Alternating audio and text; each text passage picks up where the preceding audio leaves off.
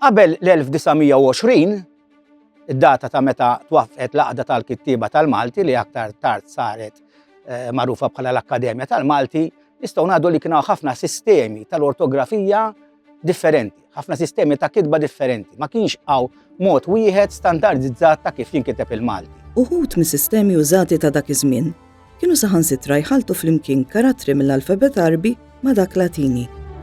Dan wassal għal konfużjoni sħiħa fil-kitba tal-Malti. Kvemona bil-għajnuna ta' sħabu, speċjalment ta' Gianni Vassallo, imnexxielu joħloq alfabet li hu sempliċi, bilanċjat, bitwija tal-alfabet Latin u biżieta ta' ftit sinjali diakritiċi, ġifieri ftit tikek u leħħem maqtuwa.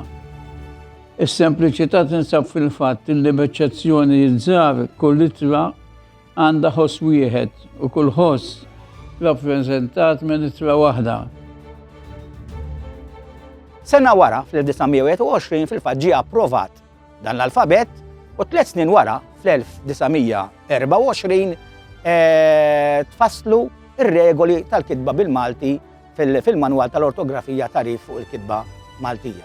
L-Akkademja tal-Malti qed tiċċelebra il-100 sena minn meta ġie ppubblikat dan il-manwal importanti. U inti mistieden biex tingħaqad magħna għal konferenza li ser issir nhar is-Sibt 30 ta' Novembru.